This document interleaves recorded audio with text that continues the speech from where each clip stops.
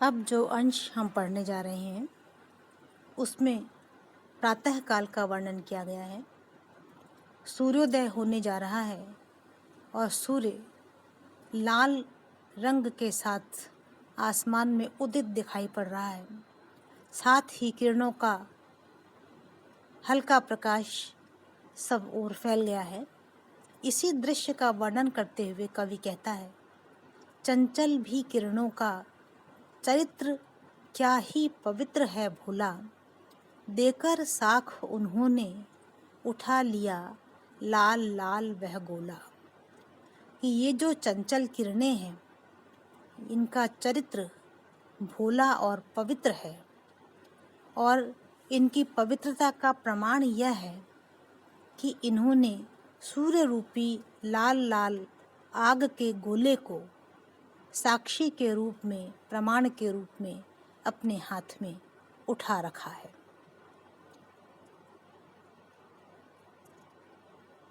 सूर्य रूप में रूपक अलंकार है बच्चों, क्योंकि यहाँ सूर्य की कल्पना अग्नि के गोले से की गई है।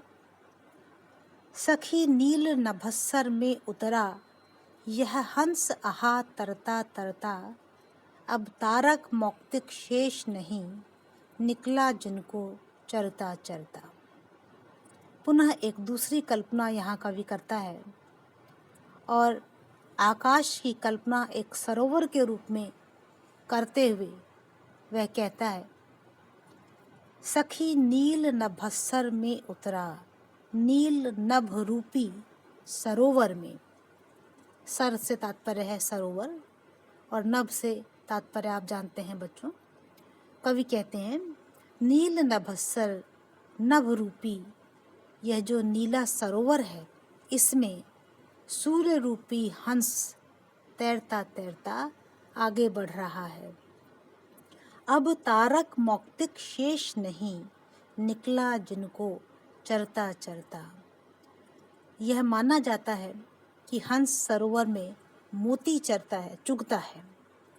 उसी तरफ संकेत करते हुए कवि कह रहा है, अब तारक मौक्तिक शेष नहीं, कि यह सूर्य रूपी हंस जो आकाश में तैरता तैरता चला आ रहा है, अब तारे रूपी मोती शेष नहीं रह गए हैं जिनको चुगता हुआ यह तैर रहा है।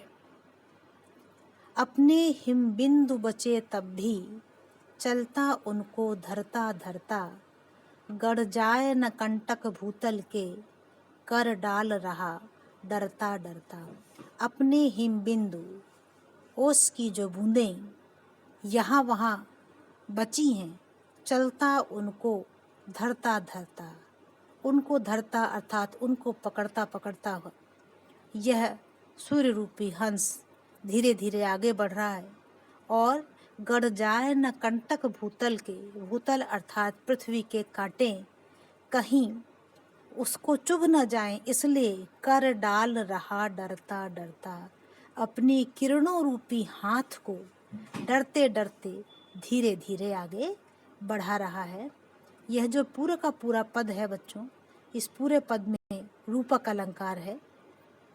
तारों को मोती की संज्ञा दी गई है और आसमान को सरोवर की संज्ञा दी गई है। नीचे किरणों को हाथ का रूपक दिया गया है। पूरे के पूरे पद में रूपक अलंकार है और श्लेष अलंकार कर में भी है और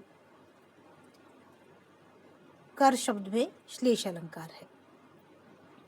आगे देखिए, भीगी या रजमे सनी अलिनी की यह पांख, आली खुली किवां लगी ललनी की यह आँख।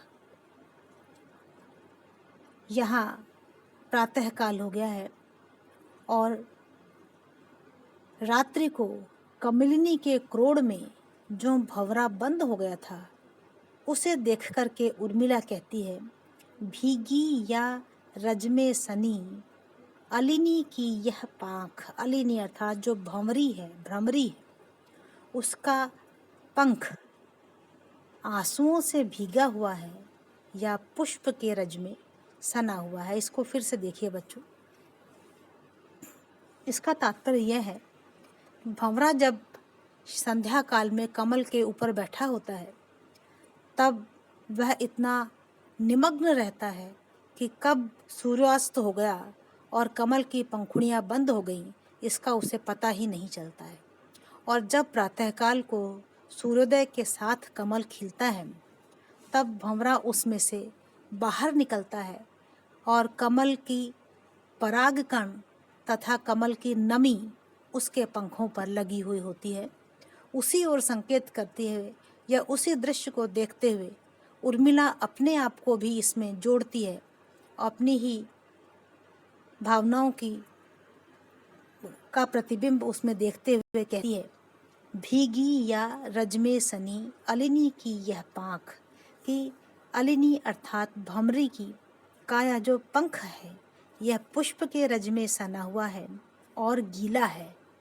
गीले होने के लिए वो कल्पना करती है कि यह पुष्प रज में सने होने के कारण गीला है या मेरी तरह रोते रहने के कारण यह गीला है। आली खुली किवां लगी ललनी की यह आँख।